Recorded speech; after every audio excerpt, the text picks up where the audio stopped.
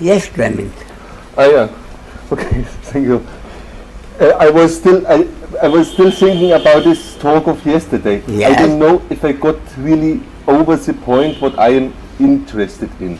Yes. This understanding and these theories of you, I think I understand somehow. But for example, if I accept everything that it's God's will, if I make this from the understanding, from this process in the brain which builds sentences, it sometimes takes place, then it makes life somehow easier, and sometimes not.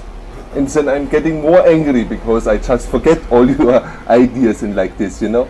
And therefore I think this accepting is not understanding in the normal sense, it's somehow some inner process which takes place. And I wanted, or maybe it's, I don't know if it's possible at all, to explain this process. Or you was talking about this decision that you make, that you want to be happy. I want to be happy too, you know. Not pleasure, you was talking about, happiness. How to do this? You understand? It's a That is the whole problem. How to do this? And the whole point is, Clement is not the doer of even his breathing. Yes. Even his breathing happens, his digestion happens. That is the whole point. Clement is not the doer of anything. And how to accept this? my brain is asking this, you know, because the brain is coming to find a solution. So, all you can do, Clement, is to keep on doing whatever you feel like doing until the happening happens or does not happen. Yeah. And it's not possible to describe this process. For me, it seems that something, you know, you tell me something and then I know. This is. Yes, but you see, again, Yeah. you keep on thinking.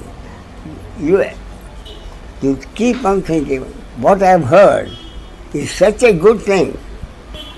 I must use it as an instrument to be happy. That is the whole point. Yeah.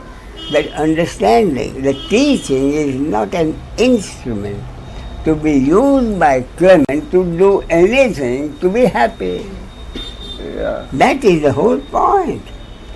What is the ultimate understanding? Clement, what is the ultimate understanding according to you? What is the ultimate understanding? And the ultimate understanding is that what Clement wants and what every human being wants will happen or not happen according to the individual's destiny, God's will, cosmic law. That is the ultimate understanding. Yeah. Whether it happens or not, according to me, has been already predetermined. And the scientists, the physicists and the mathematicians also accept that everything is predetermined. Whatever is going to happen next moment, whatever is going to happen 100 years later, has already been predetermined.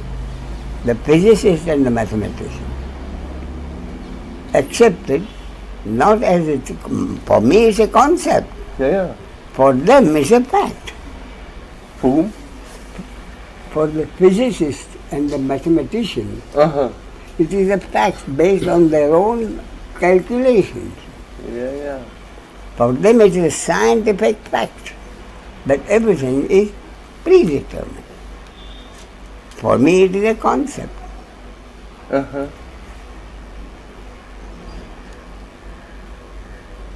Yeah. And why we are stuck in this idea that it's not predetermined, that we can change something? Is this something which we produce continuously together? All humanity keep up this idea, or why? I'm sorry, Clement, would you repeat your question? Why what? we believe that it's not predetermined, why we believe that we can influence our future, that we can try to do for things the very simple reason that according to your destiny, God's will, cosmic law, you are supposed to believe exactly what you believe.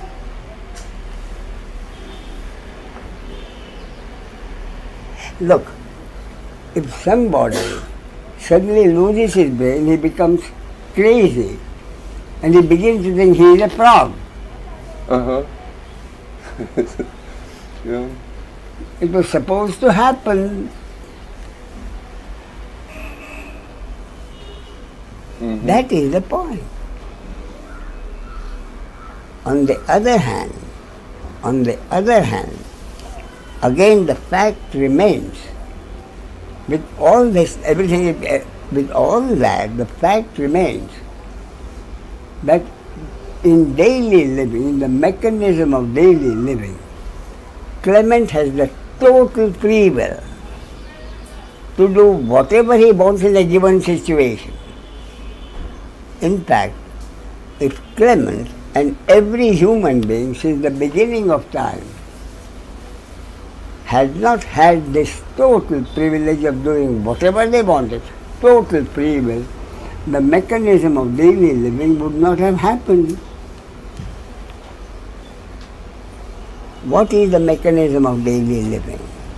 Forget everything. What is the mechanism? What is daily living? Daily living, yeah. What is daily living? Daily living clearly means at any time, every human being in the world, anywhere in the world, at any time, is facing a situation Of making decisions, of wanting. in that situation. Every human being has the total free will to decide what he wants in that situation and to decide what he will do in order to get what he wants, and he does it. And that free will belongs to every single person, Yeah. including the psychopath and the criminal. Yeah. Okay, man, when you speak about total free But will, that is the fact number one. Everybody has total free will. Yeah. Fact number two, nobody in the world has ever known whether what he has done will succeed or not. No one ever knows. You are free to do whatever you want. But whether you will get it or you will not get it, or what you get is beyond expectation. Mm-hmm. Which of the three things happens has never ever been in anyone's control. These are the two basic facts of life. Mm-hmm. No one can do anything about it. Mm-hmm. And so when you speak about free will, for me free will is something very ununderstandable, because what wishes and thoughts are coming into my brain is out of my control. Nothing is simpler than that. Yeah. In any situation, it is only Clement who will decide what he wants in that situation. And he decides what he will do to get what he wants.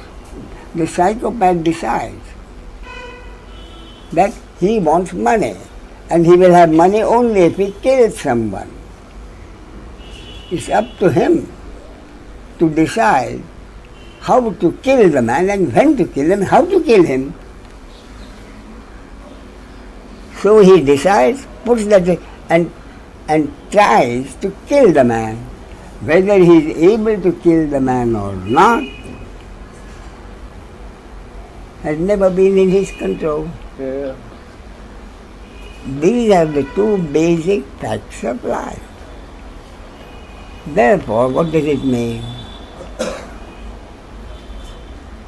Therefore, what it means is the human being has the total free will to do whatever he wants. But the result of what he does has never ever been in any human being's control. Mm-hmm. two basic facts of life. Since the beginning of time, every human being has had the total free will to do whatever he wants.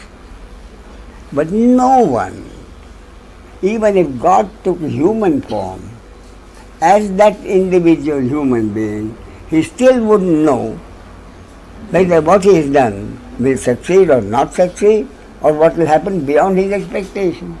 Many times for the worse, sometimes for the better. Two basic facts of life. When you see them together, what is the conclusion?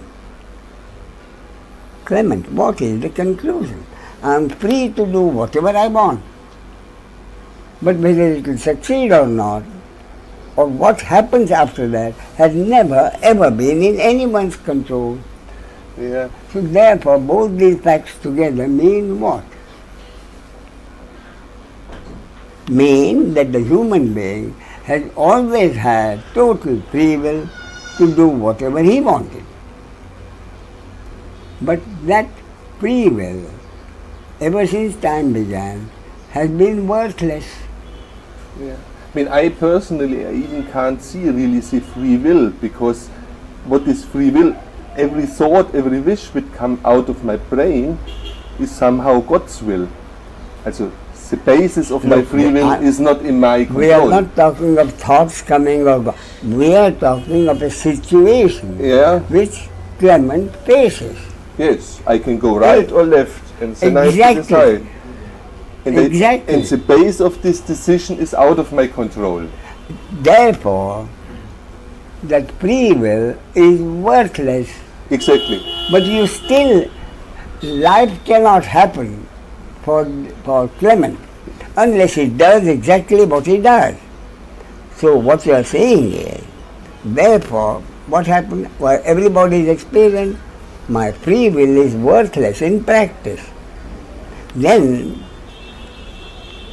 Clement can decide, is my free will worth anything, at least in theory? And in theory, I agree with you that in theory, your free will is based only on two factors, not the thoughts coming and all that. Your free will is based only on two factors. The genes in this human object experience and the conditioning that this body-mind organism has received. More and more research brings out the fact how powerful the factor of genes is. Almost everything can be traced to a gene. And the conditioning, this body-mind organ has been received conditioning from day one, from his home, the way the parents behaved, other people behaved, conditioning in that relevant society, upper class, upper middle class, lower middle class, or low class, based on how people behave in that society. Conditioning in church or temple, a bombardment of conditioning. This is good, that is bad, you must do this, you must not do this. This is a sin and God will punish you. Right?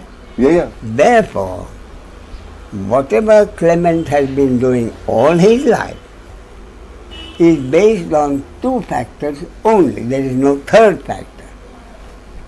Therefore, whatever Clement has been doing as his total choice, free will, is based on factors over which he had no control. Two factors over which he had no control. So who did have control over these two factors? Who did? God, as the world. Yeah, quite right. I entirely agree with you. Therefore, it is God who has infused these two factors, genes and conditioning, in every body-mind organism. Therefore, whatever I have been doing all my life, whatever anybody has been doing all his life, is based on two factors which God infused in that body-mind organism. Therefore it means whatever anybody has been doing at any time is precisely what God expected him or her to do. See what I mean? I see what you mean. I understand what you mean. But life feels sometimes very different from this understanding. No, it cannot. That's the whole point. Subjective. I'm describing to you daily living, Clement. Yes. Find any fault with it. Tell me. It's totally logical. It's totally logical. But I agree totally with it. But when I come into this life, it's somehow like pulling me in or something like this, and I get lost. I lose this. I don't know, it's difficult to describe, but these ideas sometimes they are more up, and sometimes they are just not existing somehow. Yes. And I'm pulled into a process, and I have to do and very important. So what is the result, Clement, of what you have been describing? Unhappiness. No. Stress. Pain. Pain. Yes. And therefore, nobody has any control over what the next moment will bring, pain or pleasure. Nobody has any control over the total amount of pain and pleasure he is supposed to experience in life. And that is why I keep on saying the very basis of daily living is uncertainty, over which nobody has control. Therefore, seen from this point of view, daily living is imprisonment. I've had no control over being born where I am. I have no control over what the next moment is going to bring, pleasure or pain. I have no control over the total amount of pleasure and pain I'm going to experience in this life. I have no control over how long I live, whether I die the next moment or not. Is this any different from being imprisoned in this life? Yeah, or total freedom. Therefore, nobody chose. If anybody had the choice to be born, he would have said, no thank you. Nobody would have chosen to be born in circumstances which make actually imprisonment. Therefore, with this understanding, what is the ultimate question? What is the ultimate question, Clement? How to come out of this dream? No, you can't. How? If someone is imprisoned for life, what is the use of saying, I must try and find out how I can get out? Stupid. Ah, yeah? Therefore, point is, every human being imprisoned for life in these circumstances, what is the only thing he can ask for? He has no control over anything. All he is asked for is to be as happy as he can in that life of imprisonment, which means all he can do is to try to ensure that his imprisonment is simple imprisonment and not rigorous imprisonment. Yeah. That is all you can do. And your imprisonment remains simple imprisonment. If you do not create any troubles for the jailer, this is a nice picture. if you whine and control and whine and complain, then what the jailer will do is to transform your simple imprisonment into rigorous imprisonment. And here in this case, you are your own jailer. Yes. You are your own jailer. Yeah. Therefore, in this imprisonment, all I can do is to say, look, this is what it is. I have no control over it. Therefore, I must accept whatever happens, because I have no control over it. And acceptance of whatever is means not doing anything, because doing anything means creating more trouble for myself, wanting something. Therefore, the basic fact is, in this imprisonment, wanting something is the trouble. Yeah. Wanting something I create problems for myself. I wanting something, doing something to get what I want, and not getting it, and being frustrated.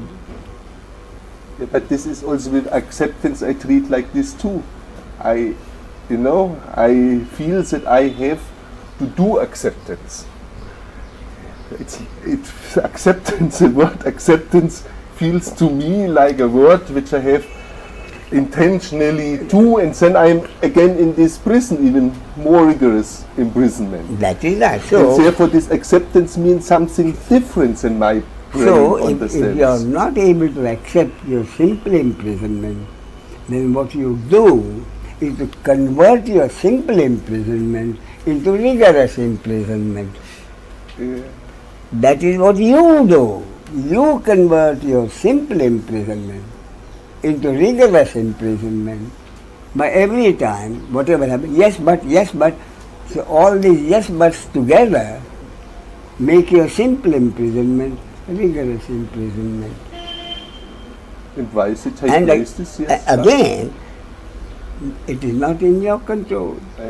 Whether you will let your imprisonment continue to be simple imprisonment or you convert it into rigorous, not in your, even that is not in your control.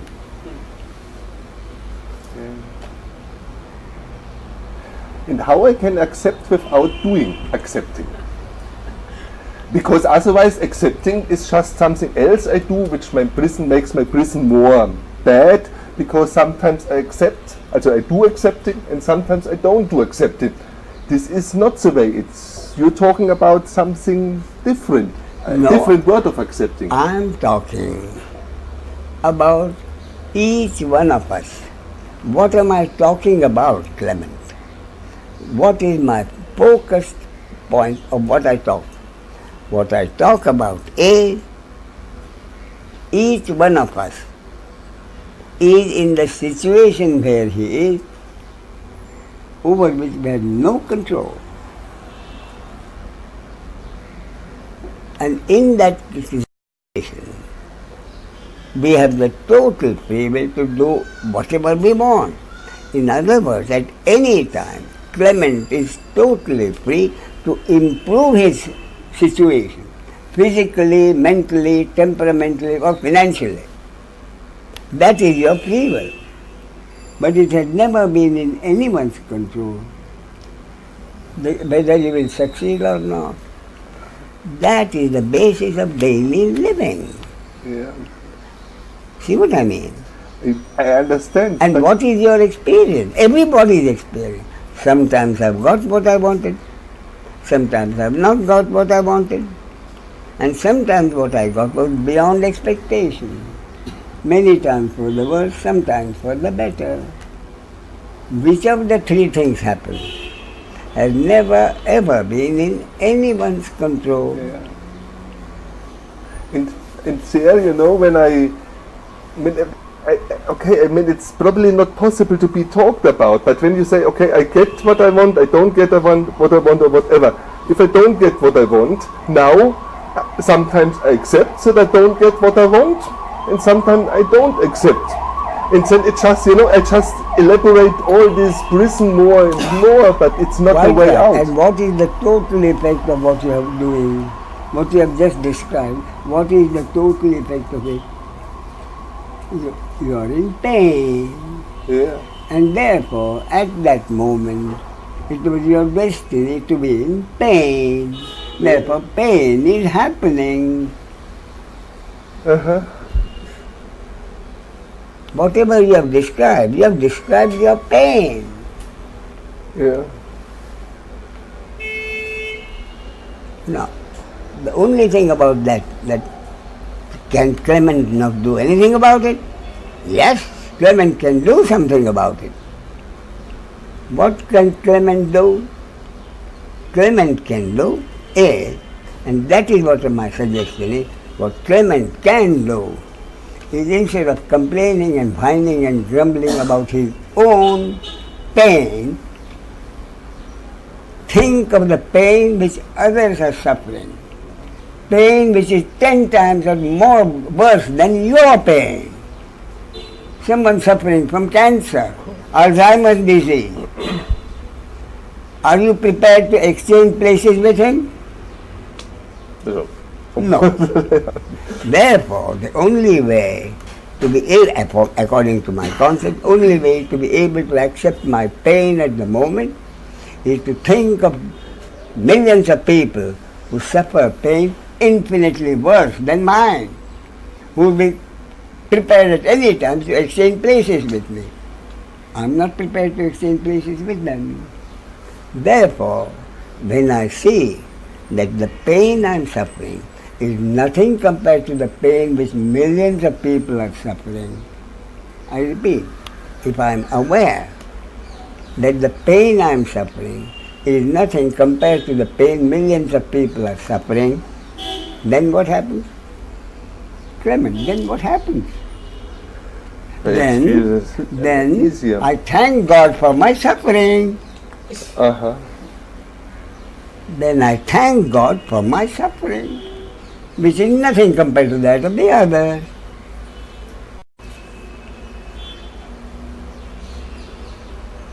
Yeah, I mean, this is the trick with doing, sometimes this takes place, sometimes not.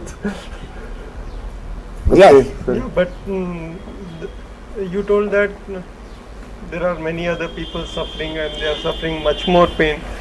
So you can't just believe it unless you can reflect it on yourself. Unless you have undergone such suffering previously. You can't reflect it. You can't just believe from words. All right. You are suffering, whatever you are suffering from. You mean to say you have no idea what a man suffering from cancer? Yeah, no. Unless I undergo the pain. Therefore, are you prepared to take the chance of exchanging and experiencing and then decide? Again, when you say that, are you prepared to take a chance, and you say the cancer word, it builds up some sort of an idea in my mind which again relates to some past experience, painful experience. Have you never seen the suffering of a cancer patient? I haven't seen. Then it's simple, go to a cancer hospital. But how can I If see you that? go to a cancer hospital and see the cancer patient suffering, are you going to tell me that you don't know what cancer pain is? If you go to a cancer hospital and see patients suffering, what will happen? No, how do I know the intensity of the pain? How do I know? I can't know from their just movements and all. I have to reflect it on myself. So, without knowing it, if you are saying, are you prepared to exchange places, would you? I can't Because you say. don't know. I don't know, yeah. Therefore, would you exchange places? Why will you not exchange places? Why will you not exchange places? See, the mind Because not you so- believe that your pain is nothing compared to their pain. Oh, If you see a cancer patient, at that moment, if you had the choice, yeah, I agree. I have not suffered cancer, I don't know what cancer patient pain is. But if you see, then because you have not suffered cancer pain before, would you be prepared to exchange places with him? It's only because No, the answer is no. You won't. I'm sorry, your name is? Sumit. Sumit. The answer is no. And therefore I keep on saying, if someone is suffering from pain, is there nothing he can do? I said yes. According to my concept, the only thing he can do is to think of the pain millions of people are suffering, who are quite prepared to exchange places with you. Then what will happen? Then you will thank God for your suffering. One moment before I was complaining about my suffering, my pain. When I think of the pain millions of people and with whom I am not prepared to exchange places, then what happens?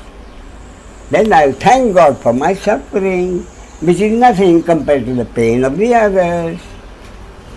That is the only thing one can do. That is the only thing one can do. The question is there not something I can do? I'm suffering pain at the moment. Question is there not something I can do? Also this ist And I suggest that this is what you can do, after which you will thank God for the suffering you have. I was just imagining I take a nail and I put the nail in the wall and I hit my finger, and then I have suffering. I will have first the suffering. Also maybe after like 5 minutes or something, I remember your idea, but before I was suffering. And So next time, even if that, look, at least I'm occupied. Sumit, I'll tell you, I'll give you a simple thing. You don't know what that pain is. Then what you do is, take a nail, put it in your hand, then you will know people are suffering pain much worse than the pain you are suffering if you try to hit something. You want to experience pain? Quite simple. Take a nail, put it in your leg. Take a knife and try to cut your leg. Then you will know, experience what pain is.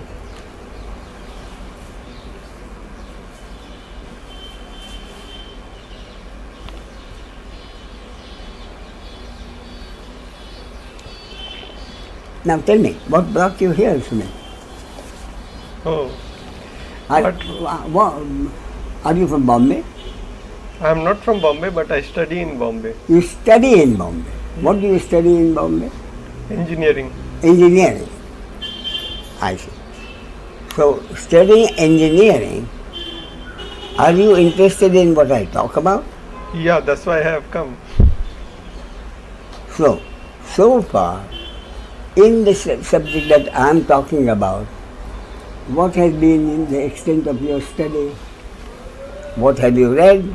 To whom have you gone? What is your understanding at the moment? The understanding about what Sumit wants most in life. Okay, I have to answer so many questions you have put one by one. Okay. So, first question you told me what have brought you here, and after that you told me that to whom you have gone and all, whom you have read and all that stuff. Yeah, so I started my so-called spiritual life like. Now, let's start with the first one you have mentioned. What brought you here? Oh, I generally I am looking. Better if you take your arm out. Yeah. So I am able to remain peaceful and silent for quite some time. And that is what you want in life. Isn't that right? So I am looking for intensification of that thing, and Not intensification, extensification. It happens only in short intervals. What you want is throughout the day. oh no, in degree, in depth I was saying. You are saying in time. No, in depth. Sumit, let's understand. In depth. Peace of mind is peace of mind. There is no depth to peace of mind. Peace of mind is peace of mind. There is not 10 degrees or minus 10 degrees. Peace of mind is peace of mind. It's simple. What do you understand by peace of mind, Sumit, from your own experience? When the noise in the head subsides, then you become relatively calm. The thought subsides. Relatively calm. Yeah, that's what. That's why I was talking in terms of the relative. calm that I was talking about is not relative. What is relative? Relative is pain and pleasure. So the peace of mind that I am talking about, I have peace of mind, irrespective of whether at the moment I am enjoying pleasure or suffering pain, I have peace of mind. What do I understand by peace of mind? I repeat, I can assure you that I do have peace of mind, whether at the moment I am enjoying pleasure or suffering pain. When I say that, when I dare to make that statement, what do I understand by the peace of mind which is there, whether in the moment there is pleasure or pain? You have accepted them, that's all. Apart from that, what do I mean by peace of mind? Peace of mind. Isn't that right? It's a very interesting question. What do you mean by peace of mind? This is, I find, very crucial point. What do I mean by peace of mind? In fact, what I'm told, if you are in pain, how can you have peace of mind? That is what I've been asked. If you are in pain if there is pain in the moment, how can you have peace of mind? You can have I'm sorry? by dropping the resistance towards pain. By dropping? The resistance towards pain. And how do I do that? I just watch it. Have you tried it? Yeah, And it works? yeah, it works. I say, I congratulate you. I don't, look. But I'm not saying of If you're not talking about the intensity of the pain, only up to so far. Now, Yeah. acceptance that you're talking about, did Jesus Christ not know about acceptance? Do you think Jesus Christ did not know this concept of acceptance of the pain? Even Jesus Christ must have known about the acceptance, and yet, on the cross, his body couldn't bear the pain, and the body cried out, Father, why hast thou forsaken me? Why have you forsaken me? And making me feel this tremendous pain I cannot bear. You see, so don't talk about acceptance of the pain. Ramakrishna Paramhams, yeah. crying out in pain of cancer, Mother, why are you torturing me like this? Do you think Ramakrishna didn't know about acceptance? That's Did why Sumit know? I told you it depends on degree again. You cannot accept beyond a certain degree. That's all. And that's the and point. then you cry and then you pray. Therefore, talking about acceptance is stupid. If you cannot have the acceptance beyond a certain limit, what is the use of talking about acceptance? Therefore, to come back to your point, what do I mean when I say I'm comfortable, even if there is pain? My peace of mind means I'm never uncomfortable with myself. I'm never uncomfortable with the other. If I have pain, that pain depends on someone else.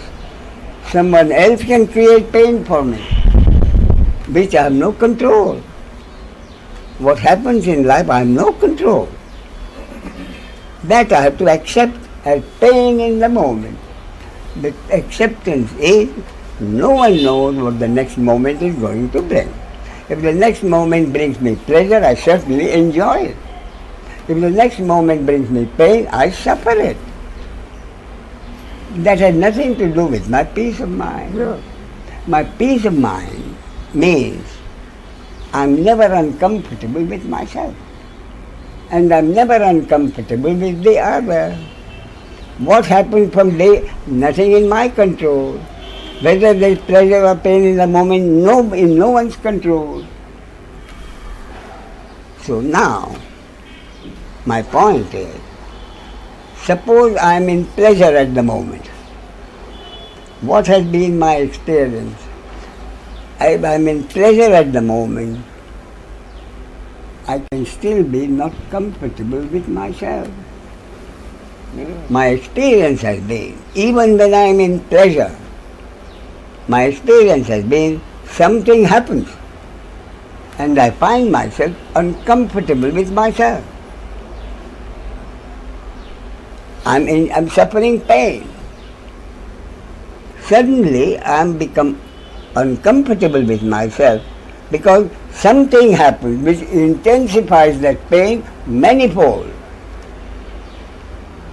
In other words, when I have pleasure or pain, I have no control over enjoying my pleasure in peace or suffering my pain in peace. Something happens which shatters the pleasure in the moment. Something happens which increases the pain of the moment. That is why I don't have peace of mind. Makes me uncomfortable. Yeah. So what is that which has the power to shatter my pleasure and intensify my pain? Something which makes me uncomfortable with myself. So what is it that happens? What is it that happens which has the power to shatter my pleasure and intensify my pain? A memory arises of something I did totally unintentionally, which hurt my parent or friend or someone, for which he has never forgiven me. Or a memory arises of what my dearest friend did to me. He says he didn't mean to do it, but nonetheless I've never forgiven him. So, what has the power to shatter my pleasure of the moment and intensify the pain in the moment? A memory of something I did to hurt someone, or a memory of what someone did to hurt me. And no one has any control over the arising of a memory. Arising of a memory is a thought. No one has any control over what the next thought is going to be. Sorry, one sentence. As when you speak about peace of mind, I Yeah. understand it like this, that your peace in the mind also takes place if you're in a very stressy situation where you have to get angry because someone wants something No, from you or something like this. You are talking about Not- comfort and discomfort, pleasure and pain. Yeah. Nothing to do with peace of mind. I am never uncomfortable with myself. If someone does something to you which causes you pain, you are uncomfortable with the other. You are not uncomfortable with yourself. When am I uncomfortable with myself? When a memory arises of something I did quite unintentionally to hurt someone. I didn't mean to hurt him. I keep telling him I didn't mean to hurt you, but he doesn't understand. He has never forgiven me. And every time the memory arises, the pleasure of the moment is shattered, or the pain of the moment is intensified. Therefore, to be able to enjoy my pleasure in peace and to suffer my pain in peace without my pleasure being shattered and my pain being increased, what is the solution?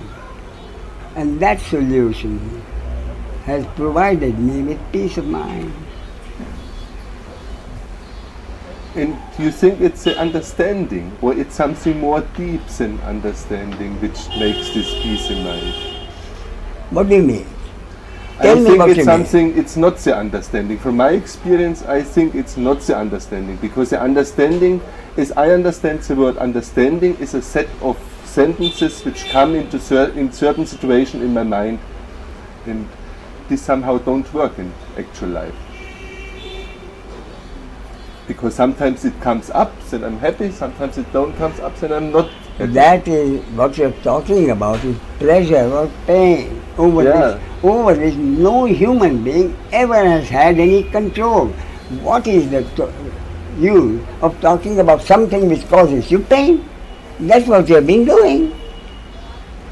Something causes you pain, something causes pain to someone else. But the point is, pain happens. And the whole basis of life is sometimes pleasure, sometimes over which no one has had any control. So now the point is, having accepted that, all I want is that my pleasure of the moment is not shattered, my pain is not increased. That is the peace of mind I want. And that depends only on one thing. God's will. Oh, God's will. God's will is for everything. If you have to go and piss now, not in your control, it's God's will. Sure. Therefore, don't talk about God's will, because everything is God's will. Okay, what? So now, on this point, therefore, what does my peace of mind depend on? My peace of mind depends only on one thing, and that is, if I am able to accept totally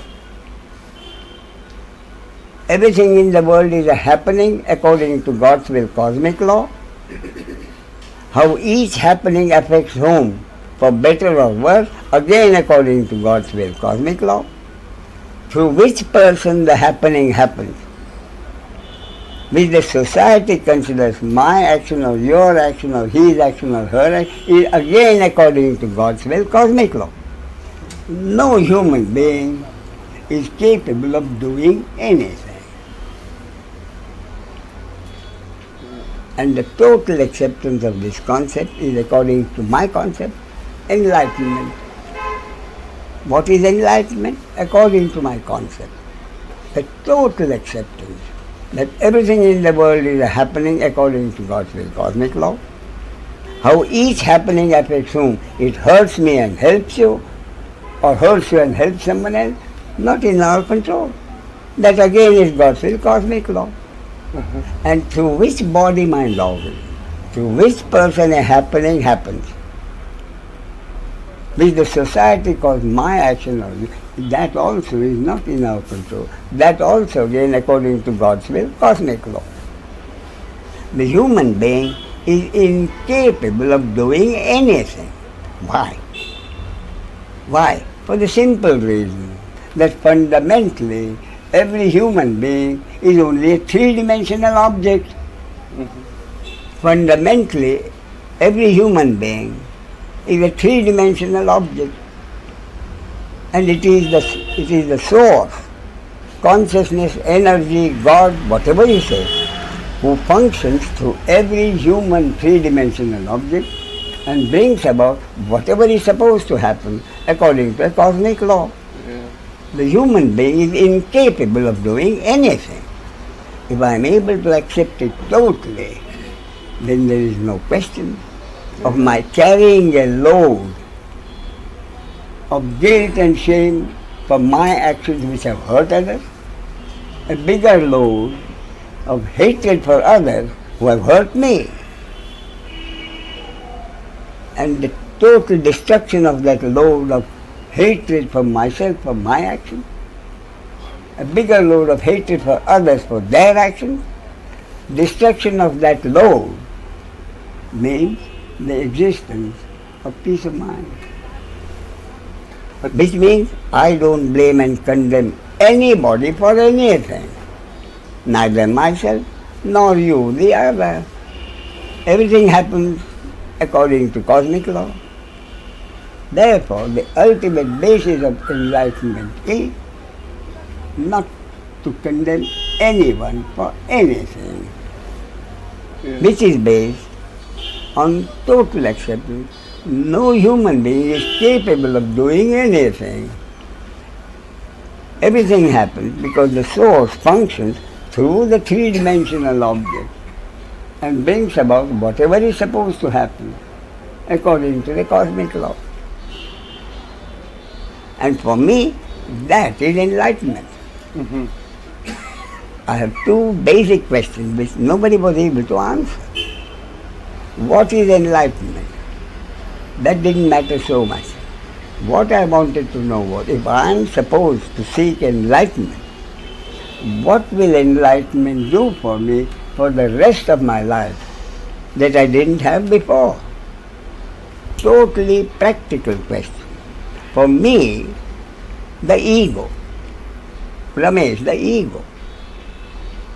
The only time someone tried to answer it, my first guru, I asked him this question. He was angry. And he noticed that my question had interest for every other person present. He noticed everybody was interested in his answer. So he tried to calm himself down, and he did give me an answer. What will enlightenment do for me for the rest of my life that I didn't have before? You know what answer he gave me? You will know only when you are enlightened. What kind of an answer is that? Therefore, I am telling you what enlightenment has done for me and can do it for you. Enlightenment means the total acceptance. The human being is incapable of doing anything. He is only a three-dimensional object through which the source, energy or consciousness of God functions and brings about whatever is supposed to happen according to the cosmic law. The total acceptance of that is enlightenment. What has enlightenment done for me? What enlightenment has done for me is to remove the load of hatred for myself for my actions, a bigger load of hatred for others for their actions. The total removal of that load of hatred, both for myself and for them, has meant peace of mind. And peace of mind is, I am never uncomfortable with myself. Why? Because I don't condemn myself for anything. I am incapable of doing anything. And I am comfortable with the other because I have accepted. The other is incapable of doing anything. Therefore, I have not condemned him for anything. Therefore, I told you what is enlightenment, and I have told you what enlightenment has done for me, which is peace of mind. Now it's up to you to decide whether you want enlightenment or not. But at the same time, I must make it clear. According to my concept, am I enlightened? I am enlightened, according to my concept.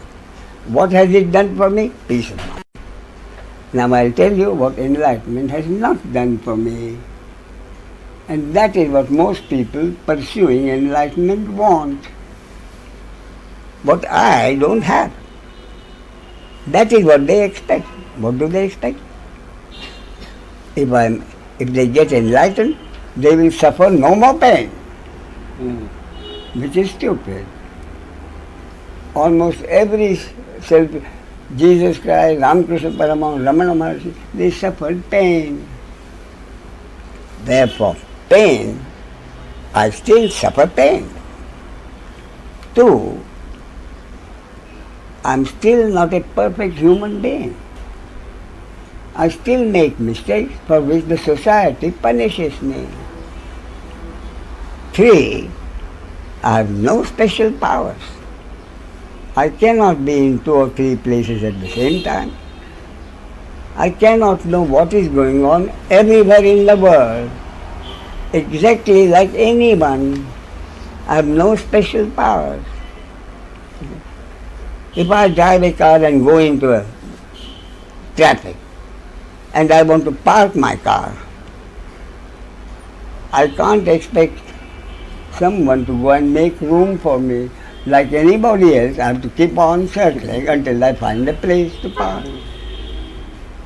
Therefore, I have nothing which the ordinary person doesn't have, except peace of mind.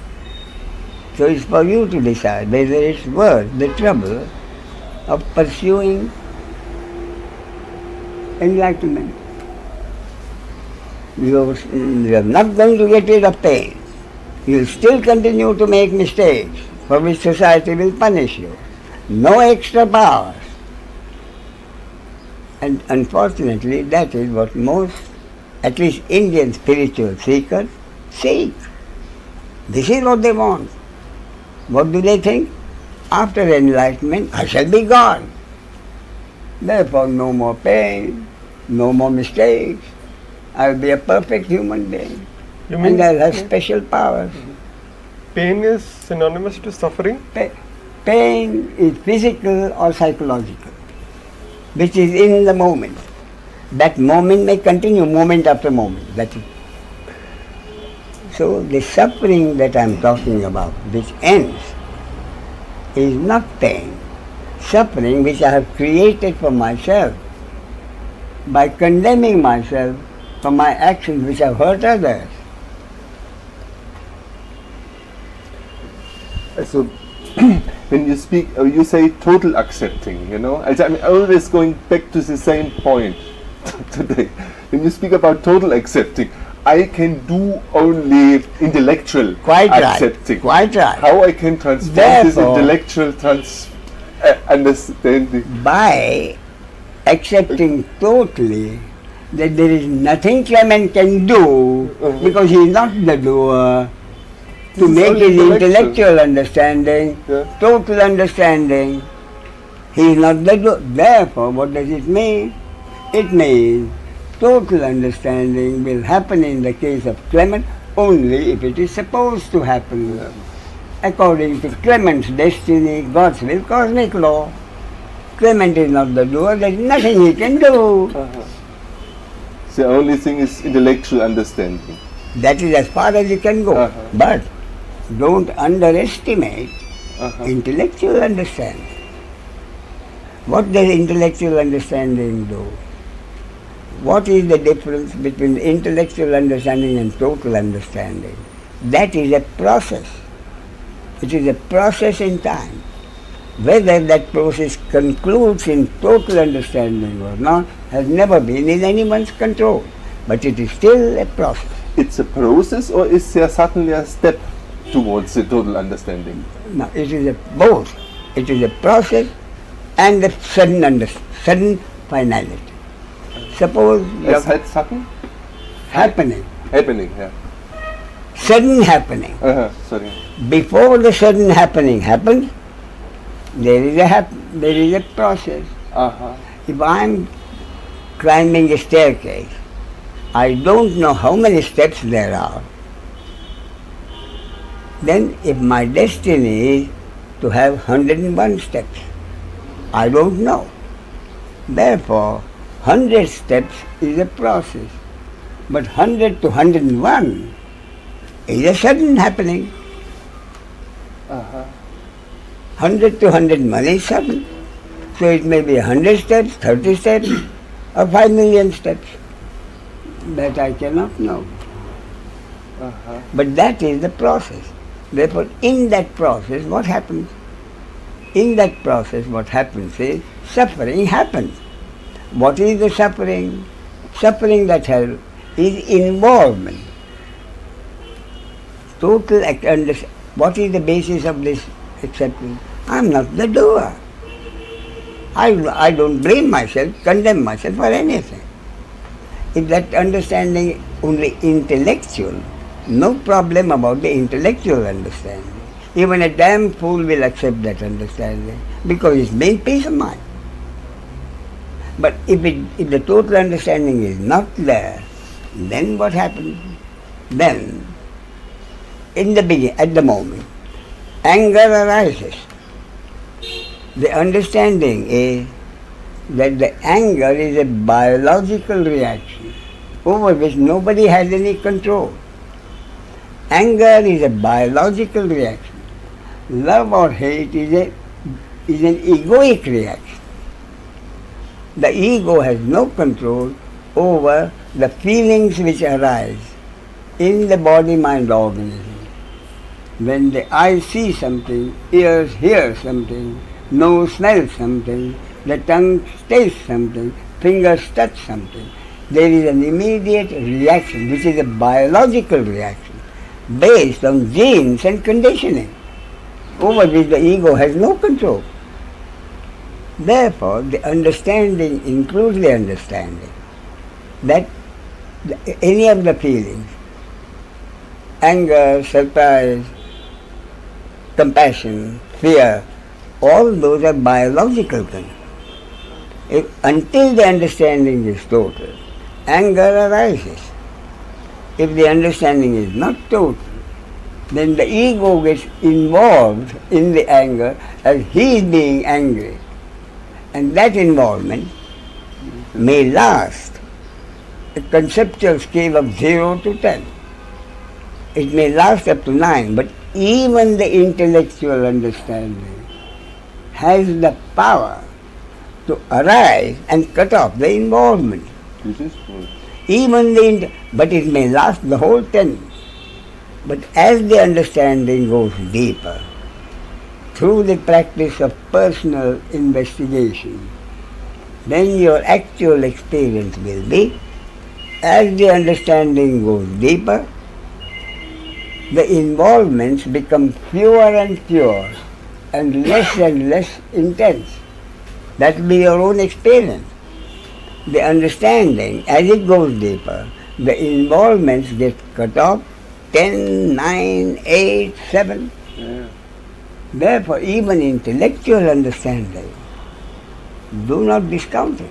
It is certainly not as effective as deeper understanding. But even the intellectual understanding, and as the intellectual understanding gradually goes deeper, your experience will be that the involvements get fewer and fewer and less intense until the final happening happens. And thereafter there is no involvement. Or if there is an involvement, spontaneous, immediate, cutting off. Yeah. Without effort. Because nobody is doing anything. Yeah. Everything is happening. If effort is needed, effort will happen.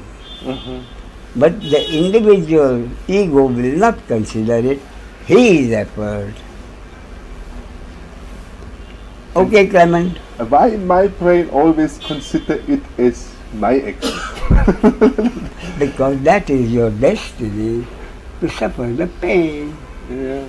To increase my pain. Therefore, when you have the pain, think of millions of people who suffer worse pain, and then you will thank God for your pain. Is in Okay, India. Clement? Yes. Yes. Yes, please. Oh.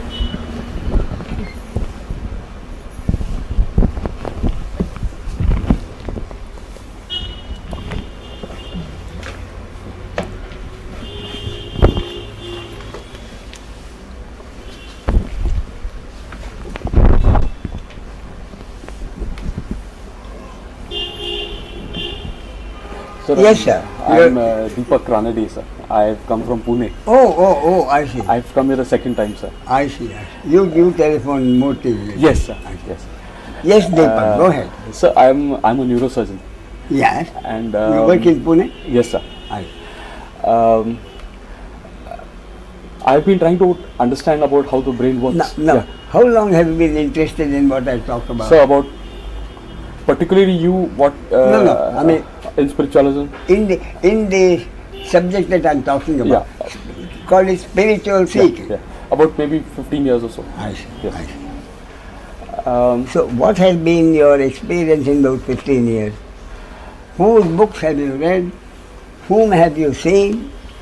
Sir, I've read your book of Ashtavakra Gita. I've read I Am That by your Guru. Yes. I've read Ultimate Medicine. I've read Prior to Consciousness. I'm a very avid reader of Nisargadatta Maharaj. Yeah. I've read about Muktananda Maharaj, about Chidvilas Shakti. I see. I've had the privilege of meeting him in person. Muktanand? Yes. I see. My whole endeavor has been for the past 6 months or a year trying to. So now, before that, Yes. in all these 15 years, Yes, sir. what has Deepak been seeking? These 15 years, what has Deepak been seeking? My aim has been to Yeah. minimize the gap or whatever the discrepancy is between the so-called programming of our mind by science and what the spiritualism is all about. And that has been my endeavor, and I'm trying very hard for doing that. Now, suppose you succeed. Yes. Suppose you succeed. Yes. What will you get for the rest of your life that you didn't have before? Sir, I think what would really help me is I would be able to disconnect from this mind-body organism that is actually me, and the consciousness which is animating my mind-body organism. And if I can disconnect and I can remain within that consciousness which is actually animating my mind-body organism, I would feel. I'll tell you what a joke it is. Yes. If I disconnect, Yeah. Or if it happens, sorry, the all disconnection. that, if Yeah. disconnection happens, Yes, sir. who remains? Who remains? Only the mind-body organism would remain. And it's an inert object. Yes. How can that inert object live the rest of its life without the ego? What you are saying is that will kill the ego. After that, there will be no more ego, no more separation. Isn't that what you are telling me? When you have that understanding, the ego will no longer be there. I shall not be a separate entity anymore. If the ego is not there, who will live the rest of it? Your name is, you said? Deepak. Deepak. Who will live Deepak's life? So, but then what happened with these spiritual masters like maybe you or maybe your guru, who may have reached a mindset where, like I happen to even hear Nisargadatta Maharaj's audio CD, and I mean I have no doubt in my mind about the fact that he was a realized soul, but he continued to live his life as normally as you and me, or I mean me and the other people. Therefore, is that not clear? Yeah. That in the case of Nisargadatta Maharaj, the ego was still there. Yes, it was there. It was there. Then what is the use of saying enlightenment means the end of the ego? So in fact that was one query that came to my mind, because in one of his discourses he made a critical remark about some other spiritual leader, a spiritual master, and that kept haunting me, because I was of the opinion that a person who is making a critical remark about the so-called Advait, where there is no duality whatsoever, so that would be actually criticizing the creator. So how does this criticism arise? And that I agree. And that kind of made me feel I really wonder whether that person was a realized soul. But then to that the answer I got was whatever his karmas or sanskar which were there of that mind body organism which was being animated by that consciousness, that is not going to be anyway nullified, that is anyway going to take place. So maybe it is part and parcel of that sanskaras which is what is creating that reaction. Yeah, but my main point is, if the ego is supposed to be killed when you are enlightened, who lives the rest of his life? If Deepak gets enlightened, whatever your concept of enlightenment, enlightenment happens. The happening of enlightenment is supposed to mean the end of the ego. Isn't that right? Sir, what is the concept of ego according to you? My ego is the identification of the soul, impersonal consciousness, with a particular three-dimensional human body-mind organism, and created the ego so that the ego will live his life as a separate entity with doership. Therefore, the ego is identified consciousness, impersonal consciousness identified with each particular three-dimensional object, and the creation of an ego who is supposed to live his life as a separate entity with doership. Sir, but disidentification with the mind can happen.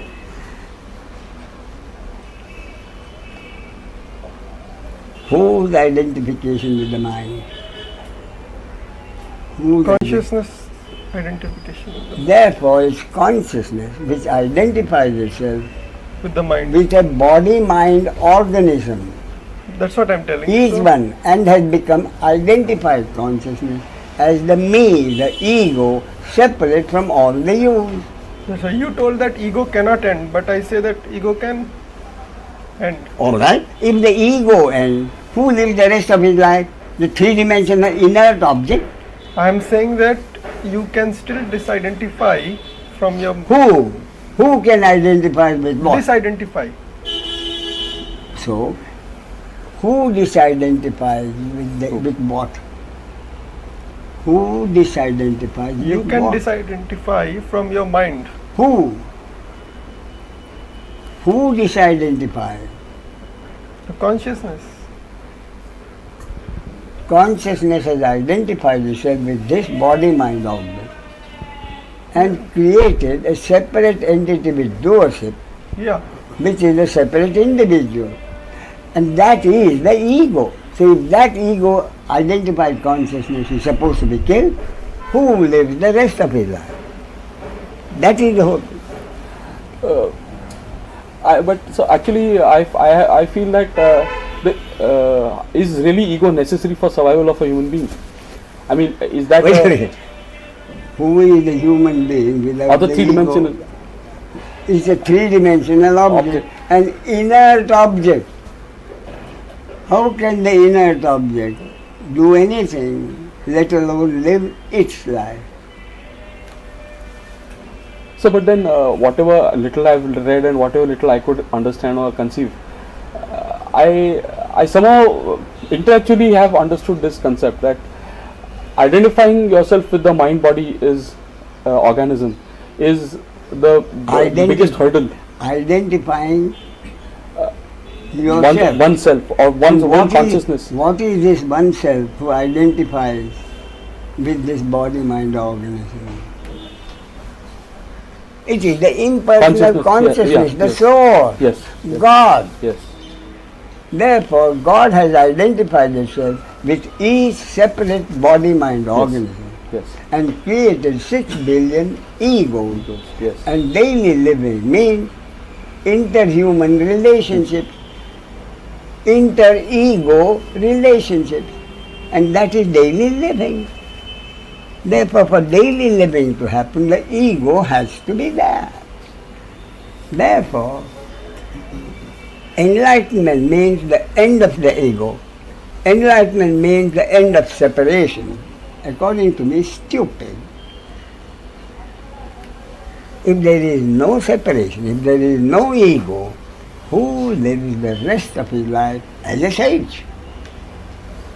Ramana Maharshi lived for 50 years in the ashram as a separate entity who talked to people, who went round the hill, who did whatever he did all day as a separate being. Therefore, as far as I am concerned, Ramana Maharshi lived for 50 years as a separate entity. See what I mean? Yeah. Therefore, what is the vital question? The vital question is, if Ramana Maharshi lived for 50 years as a separate entity, as an ego, then where is the difference between the sage and Deepak? Isn't that the core question? Yes, sir. It is a I question. repeat, Yes. Ramana Maharshi lived for 50 years as a separate entity. Therefore, the ego was there for 50 years, even after total enlightenment. Yes. So, if Ramana Maharshi lived for 50 years as an ego, and Deepak lived his life as an ego, where is the difference about enlightenment? Maybe only in the perception of the fact that I still am believing I am the mind body and the realized soul continues to have his ego, but with the full understanding that he is not the mind body. And what does it do? What benefit has it got for Maybe- Ramana Maharshi for 50 years? So maybe what maybe realized master like you would have when you said you had peace of mind. Yes. So that would be But the who has peace of mind? again that ego. Who has peace of mind? Ramesh, the ego, has peace of mind after the enlightenment has happened. Therefore, what is enlightenment? And according to me, enlightenment means not the end of the ego, but the end of personal doership in the ego. Yes, sir. So I get what you're saying. See what I mean? Yes. Your appendix is removed, you are still there. Yes, sir. Your doership is removed, the ego still continues. Yes. As the same separate entity, without the sense of personal doership, therefore without the load of hatred for himself for his action, without the load of hatred for others for their action. He is not the doer of any deed, the other is not the doer of any deed. So this makes much more Sense. scientific, intellectually makes more sense than when someone were to just say that no, it is something once you realize you will understand. I think this makes more sense. Of course it does. So the other thing I wanted to ask you was something which is pertaining to my science, and that is everything that I see or I hear or I touch is actually whatever happens in my brain actually. I mean, it is not even if the light falls on my eyes and it is basically my brain. So what I'm seeing, my brain is seeing. It's not my eyes actually. My brain is seeing. Yeah. Now, somewhere I have a feeling, just maybe a guess. There's no scientific basis for it, but somehow I feel that this creation, what we call as creation, is actually non-existential. What actually we perceive as something being in existence is actually electrical impulse which is triggering certain parts in the brain, which tricks my brain into believing that such a thing exists. Because that's the only way I can really make sense of this. Because there are in my profession I see situations where all the peripherals, that is the eyes, the ears, their perceptive abilities are absolutely intact, but there is something wrong in the wiring up there, and it kind of totally disfigures or distorts whatever that person is perceiving. So as a realized person, I wanted to know whether such a thing is, I'm thinking on those lines as to whether I can come to some sort of a algorithm or some kind of a methodology, which if proven will really make people convinced of the fact that all creation is actually an illusion, it's a maya. So that is where I was thinking of trying to see if there can be some. Now wait a minute. Yes, sir. If everybody accepts that there is no creation, Yes, sir. then whom do you want to convince? If there is no creation, Deepak, Yeah.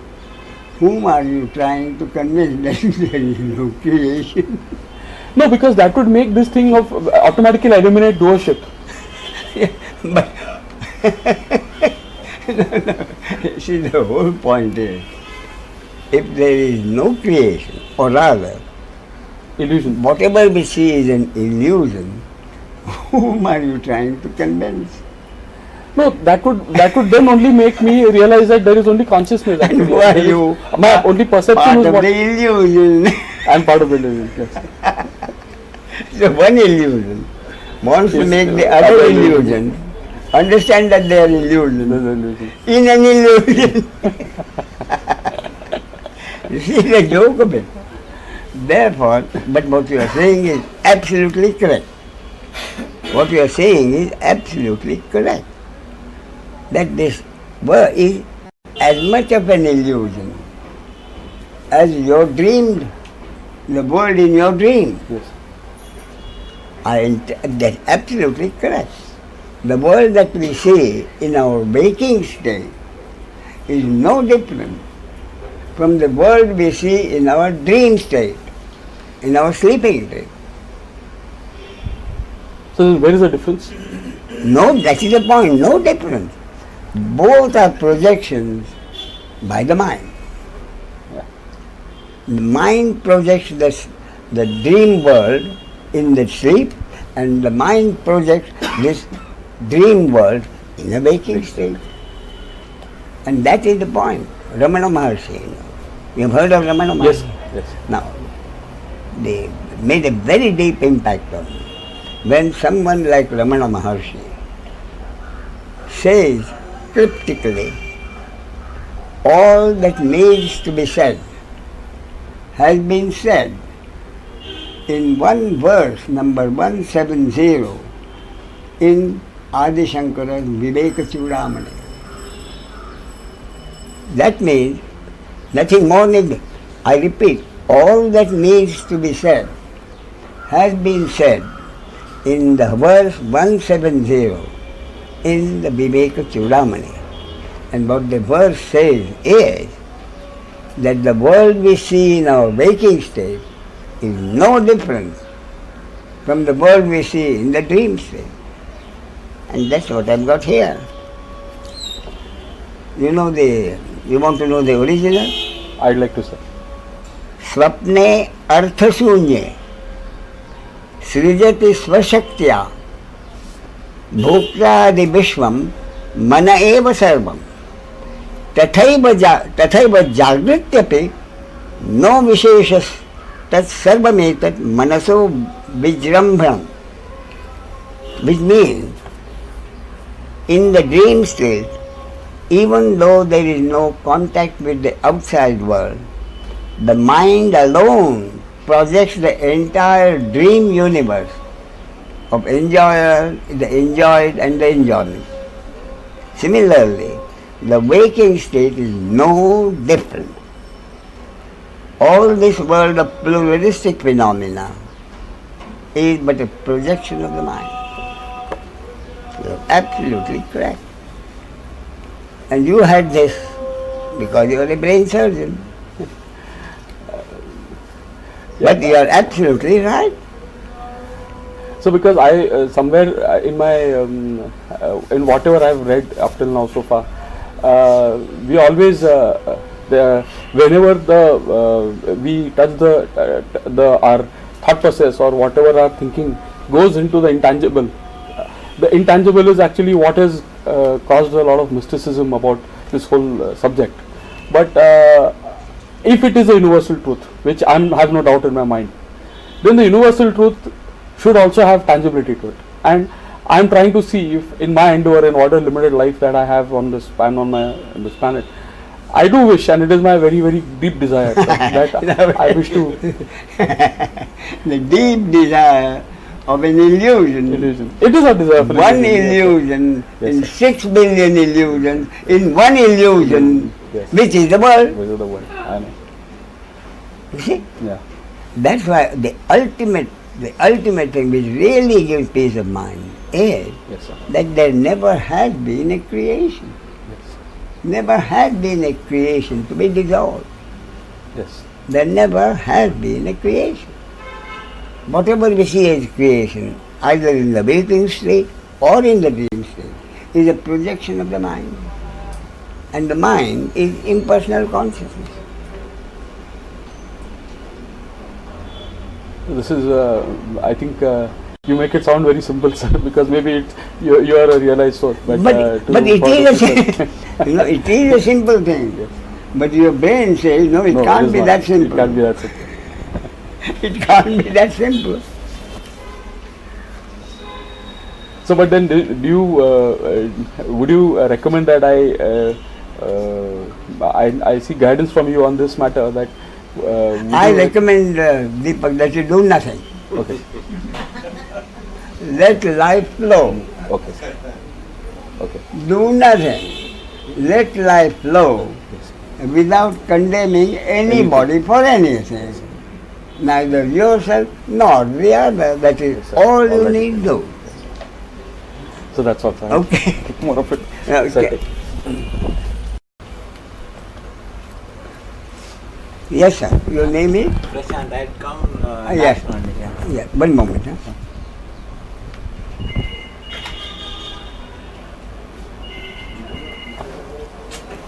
Yes, Prashant. Last time when we discussed all these Yes. things, I just want to continue that. Yes, go ahead. So, I just wanted to know whether your concept is your realization is a truth, or it is a theory or a medium to achieve a truth. Now look, in phenomenality, there is no truth. There cannot be any truth, because the very basis of this manifestation and this functioning that we call life, the very basis is duality, beginning with male and female, and every conceivable kind of duality. Wealth and poverty, health and disease, good deeds and evil deeds. Therefore, there can never be any truth or perfection. Truth and perfection are terms which can only be applied to the source, God. Everything is a duality. Therefore, if there is truth, there is something which is false. Therefore, everything in the world is a concept. So, how to distinguish? Last time also I had the same question. How to distinguish this concept with the concept of doership, punarjanma, karma, everything? Very simple. Do what your heart tells you. If your heart tells you, no, you are the doer and you have to suffer life after life doing karma, do it. But if your heart tells you, what I have said is so damn logical, you can't argue with it.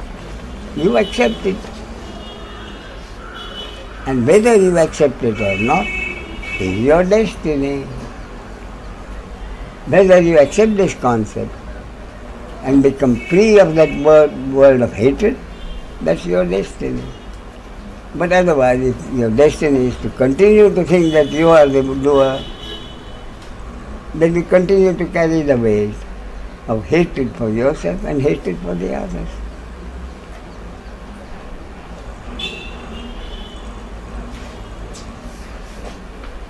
Is it not possible that because of this concept we have a false peace of mind which says, no, I am not the doer? But there is the question of false peace of mind. Because, Whom will you say that you have peace of mind and don't have it? Whom will you be cheating? Yourself. it's just an intellectual peace of mind. That's what I'm just hypothetical example No, I'm there giving. is no question of either Prashant has peace of mind or he doesn't have peace of mind. Just like some terrorists are there, they are thinking it is because of God's will they are doing some action or whatever terrorism activity. So they think they are right and what they are doing. So that their rightness or that peace of mind is based on that concept that what they are doing is according to so your peace of mind is based on what you project. Therefore, everything is a concept. There is no certified truth. Everything is a concept. And you accept that concept which gives you what you want in life. And even that acceptance is not in your control. Suppose I want peace of mind, then I have to decide which concept I should choose for. Yes, but whether you are able to accept that concept totally or not That is not in your control. Yeah. You accept the concept of non-doership. But whether you are able to accept totally that you are not the doer, and what do I mean by totally? Are you prepared to take a lie detector test? I am. So the acceptance that you are not, no one is a doer has to be told. And that can only happen if it is supposed to happen in a particular case, which is that destiny of that case. And now second question is about this enlightenment concept. how is that other sages, their concept of enlightenment is different? Just like Nisargadatta Maharaj was telling, I am Parabrahma, or beyond the all, is having a special status or special piece of. Therefore, you are confirming what I just said. Enlightenment is a concept. Enlightenment is a concept. Therefore, I consider myself enlightened according to my concept. And my concept is that enlightenment means a total acceptance that everything in the world is happening according to God's will, cosmic law. How each happening affects whom for better or worse, again according to God's will, cosmic law. Through which person or body, mind, organism the happening happens with a society called your action or my action or his or her action is again according to God's will, cosmic law. The human being is incapable of doing anything. That is my concept. And according to that concept, I consider myself enlightened. But if someone's concept is that there cannot be enlightenment unless there is total freedom from pain, total freedom from making mistakes, and special powers, and according to that concept, I am not enlightened.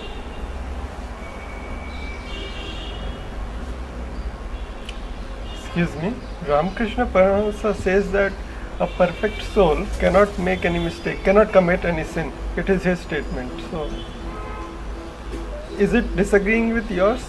I would like to know what Ramakrishna meant by soul. Perfect soul. In the sense that I am saying Ramakrishna himself, Sri Ramakrishna himself cannot commit any sinful action. Cannot commit what? Any sinful action. Sinful action. Sin. Sin. Evil action. Cannot do any wrong action. My point, I go a step further. He can do any actions. Meritorious action or sinful action. Okay, what manifests through him cannot be wrong. I'll put it in that way. No, what I am saying is there is no right and there is no wrong. Both right and wrong are based on duality. Yeah, there is that's what no I'm saying. right and there is no wrong. What I consider right, someone else may consider wrong. What someone else considers right, I may consider wrong. There is no right or wrong. Law in one country may decide this is right. The law in another country may decide that it is wrong. Therefore, there is no right and wrong. Both exist together. What I mean is there is no right or wrong independently of the other. They always go together. I'll give you an example. In a school, if somebody decides, in school there must be discipline. One concept. A little discipline is a good thing. Little more discipline is better. And therefore total discipline is best. And total discipline means imprisonment. On the other side, no. Students must have liberty. Liberty to say whatever, do whatever. So a little liberty is a good thing. More liberty is better. And total liberty means chaos.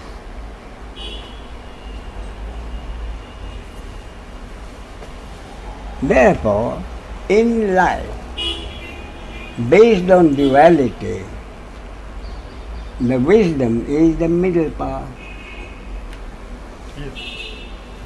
Wisdom is to know that both Extremes. are interconnected. You have to choose your way according to the middle path. And that is where your wisdom comes in. And what wisdom you have depends on your destiny, God's will, cosmic law.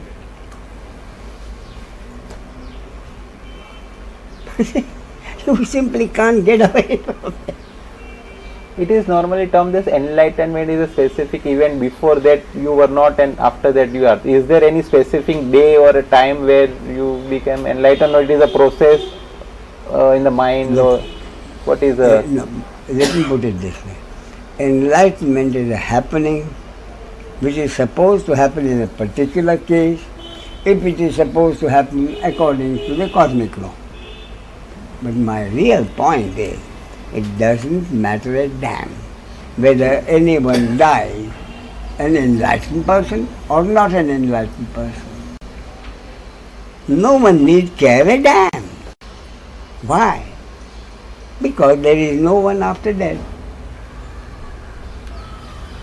Who is concerned with anything in this life? The ego, me, Prashant, Ramesh. And what happened to Prashant and Ramesh ultimately? When the body is dead, the ego, Prashant or Ramesh, which was identified consciousness, impersonal consciousness identified with a particular body-mind organism as a separate entity with doership.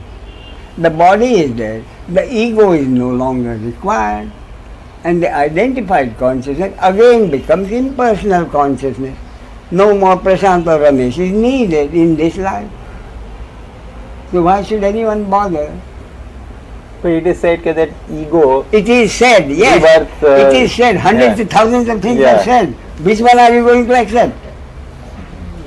So unfortunately we have accepted rebirth concept. No, I haven't. Tell me one thing. Who is reborn? Prashant, let's be clear. Ego can be reborn. Who gets reborn? Prashant? That is ego.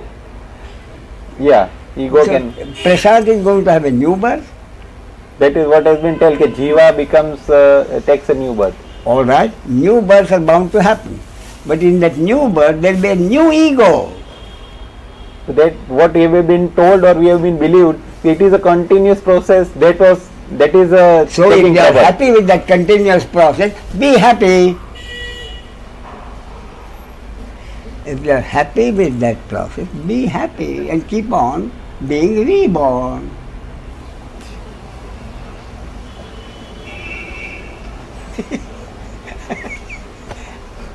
As simple as that.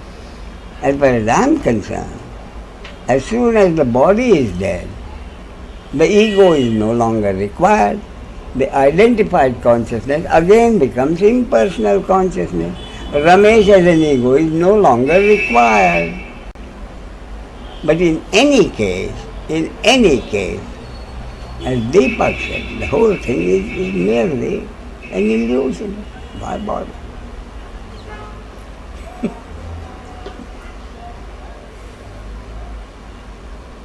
Okay? Yeah, Murthy. That's what you were wanting?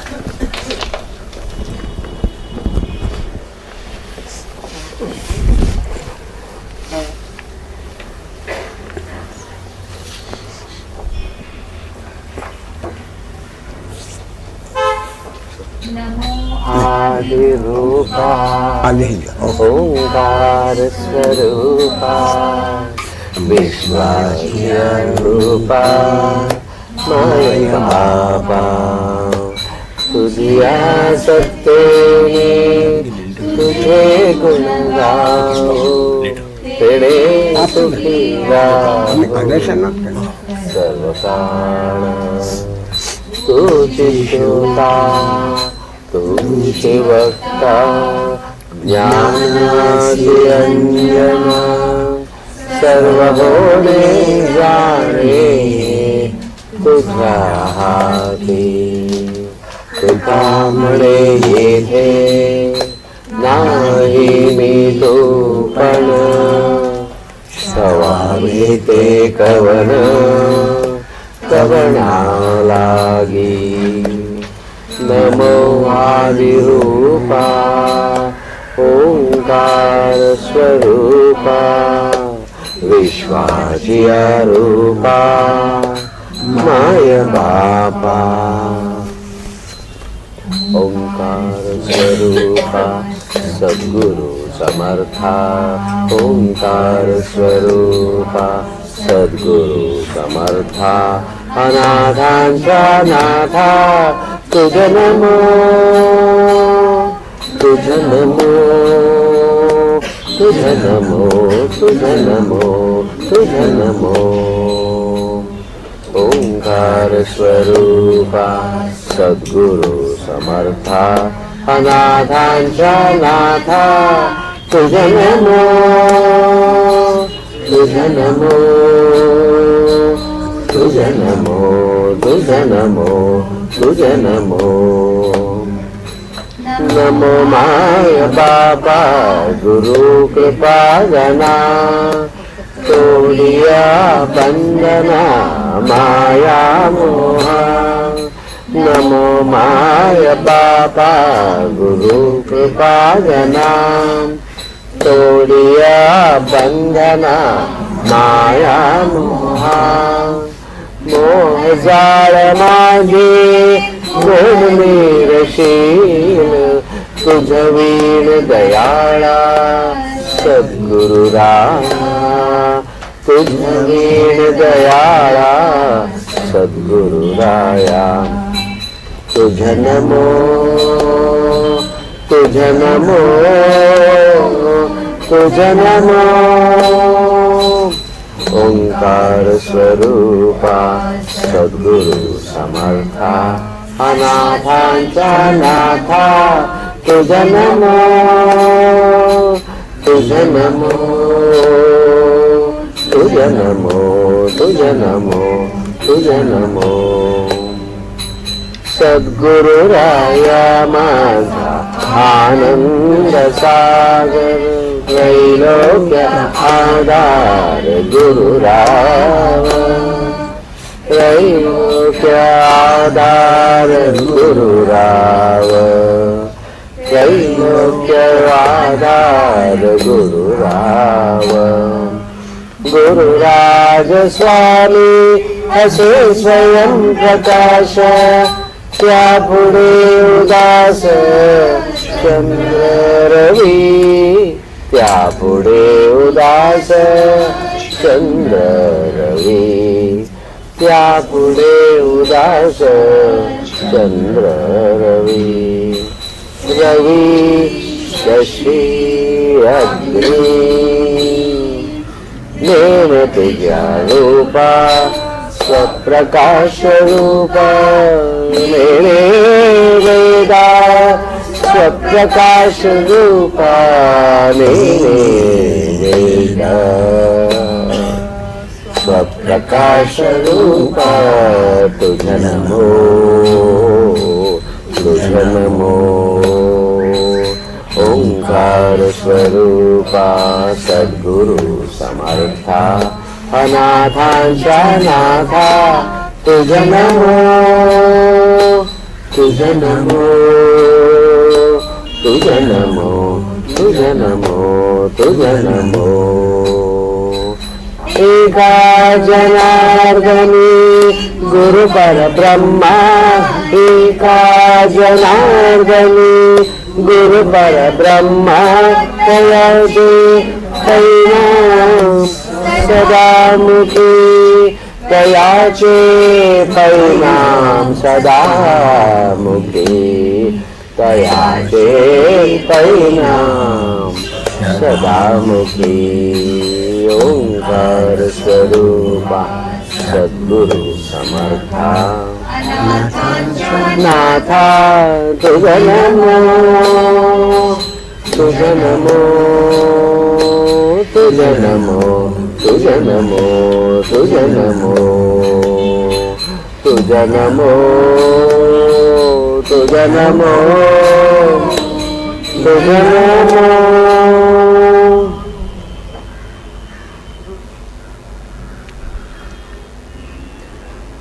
तुझ सगुण म्हणो की निर्गुण रे तुझ सगुण म्हणून की निर्गुण रे सगुण निर्गुण एक गोविंद रे एक गोविंद रे तुझ्या सगुण म्हणून की निर्गुण रे तुझ्या सगुण म्हणून की निर्गुण रे अनुमानेना अनुमानेना श्रुतीने दिनेती म्हणती गोविंद रे श्रुतीने दिनेती म्हणती गोविंद रे तुझ्या सगुण म्हणून की निर्गुण रे तुझ्या सगुण म्हणून